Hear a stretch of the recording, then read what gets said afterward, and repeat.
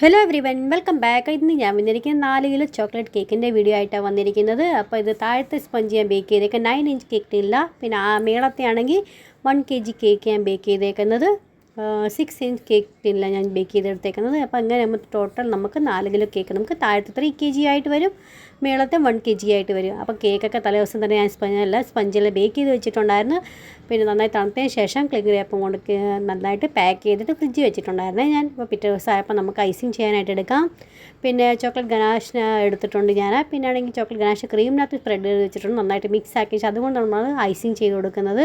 പിന്നെ ഷുഗർ സിറപ്പും കൊണ്ട് ആദ്യം നമുക്ക് സോക്ക് ചെയ്തെടുക്കുക ഫസ്റ്റ് ലെയർ. പിന്നെ അത് ഷുഗർ സിറപ്പ് ഞാനാണെങ്കിൽ 1 ടീസ്പൂൺ ആണെങ്കിൽ കോഫി പൗഡർ ഇട്ട് കൊടുത്തിട്ടുണ്ടായിരുന്നു. അപ്പോൾ നല്ല റിച്ച് ആയിട്ടുള്ള ചോക്ലേറ്റ് കേക്കിന് ടേസ്റ്റ് നമുക്ക് കിട്ടും. അതിന് വേണ്ടി നമ്മളങ്ങനെ ചെയ്യുന്നത്. പിന്നെ ചോക്ലേറ്റ് ഗനാഷ് ഒഴിച്ച് വെച്ച് ക്രീമില്ല, അതുകൊണ്ട് നമുക്ക് സ്പ്രെഡ് ചെയ്ത് കൊടുക്കാം. അതിന് ശേഷം നമുക്കാണെങ്കിൽ ചോക്ലേറ്റ് ഗനാഷ് മേളിൽ കൂടെ ഇതുപോലെ ഒഴിച്ചു കൊടുക്കാം. പിന്നെ നമുക്കാണെങ്കിൽ ചോക്കോ ചിപ്സ് ഇട്ട് കൊടുക്കാം. ഇത് കണക്ക് വേണം എല്ലാ ലെയറും സെറ്റാക്കി എടുക്കാനായിട്ട്.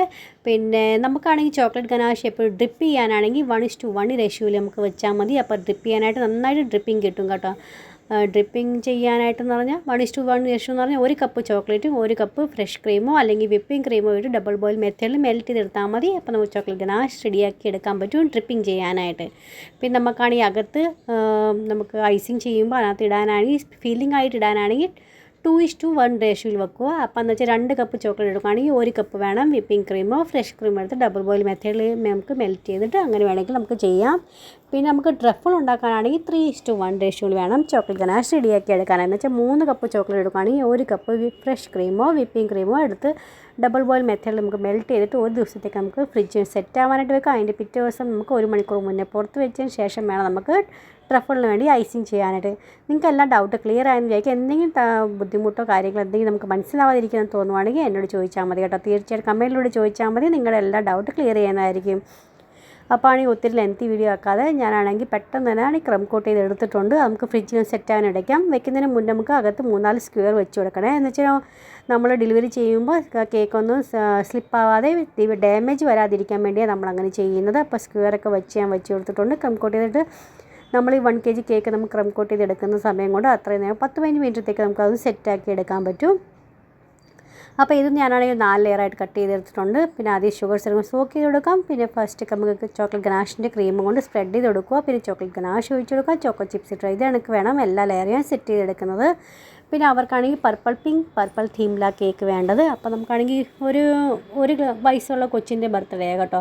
അപ്പോൾ നമുക്കൊക്കെ പിള്ളേർക്ക് കഴിക്കാനുള്ള കാരണം കൊണ്ട് ഞാനാണെങ്കിൽ ഒത്തിരി ക്രീമിൽ കളർ ആഡ് ചെയ്യാതെ കുറച്ച് ക്രീമിനകത്ത് കളർ ആഡ് ചെയ്തിട്ട് അങ്ങനെ ചെയ്യുന്നത് കേട്ടോ. അപ്പോൾ നിങ്ങൾക്ക് ലാസ്റ്റ് കാണാൻ പറ്റും ഞാൻ എങ്ങനെ ചെയ്തേക്കുന്നത്.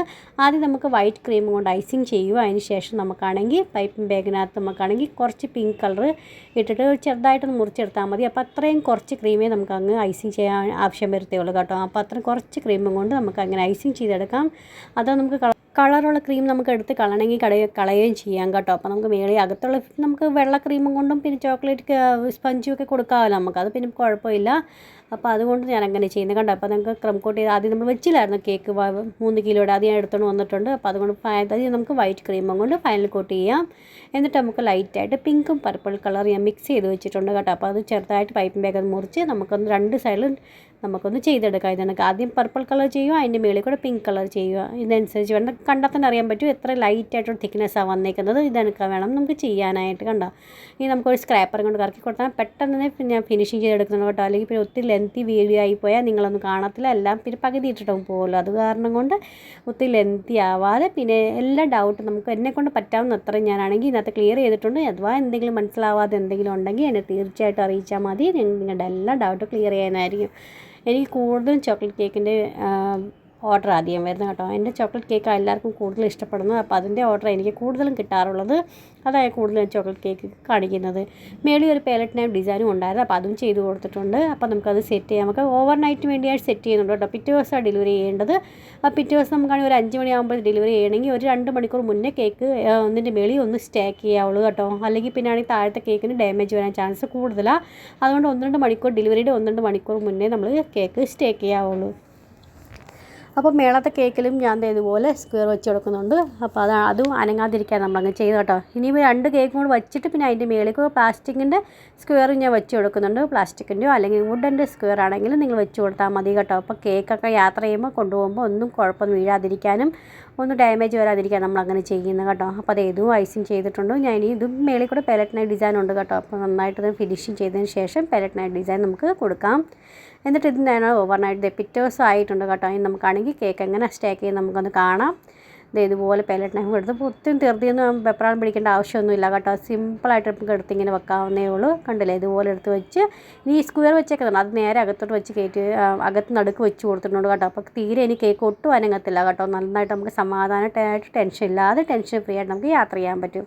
ഇനി നമുക്ക് ഇതുപോലെ കുറച്ച് ടോപ്പേഴ്സൊക്കെ മേടിച്ച് വെച്ചിട്ടുണ്ട്. കുറച്ച് ഫ്ലവേഴ്സും മേടിച്ചിട്ടുണ്ട്. പിന്നെ ഹാപ്പി ബർത്ത്ഡേ ടോപ്പറും വെച്ച് കൊടുത്തിട്ടുണ്ട്. ഇത് എനിക്ക് എൻ്റെ മോളാണ് ചെയ്യുന്നത് കേട്ടോ. മക്കൾക്കൊക്കെ ആണെങ്കിൽ ഇങ്ങനെയൊക്കെ എല്ലാ അലങ്കാരം കാര്യങ്ങളൊക്കെ ചെയ്യാനൊക്കെ കൂടുതൽ ഇഷ്ടം കൂടുതലാണ് കേട്ടോ. അതുകൊണ്ട് ആളാ കൂടുതലും ഇഷ്ടമുള്ളതുകൊണ്ട് ആൾക്ക് കയ്യിൽ ഞാൻ ഏൽപ്പിക്കും കേട്ടോ അതൊക്കെ ചെയ്യാനായിട്ട്. അപ്പോൾ ഇത്രയേ ഉള്ളൂ ഇന്നത്തെ വീഡിയോ. ഇഷ്ടമായെന്ന് വിചാരിക്കുന്നു. ലൈക്ക് ചെയ്യുക, ഷെയർ ചെയ്യുക, സബ്സ്ക്രൈബ് ചെയ്യുക. Bye friends.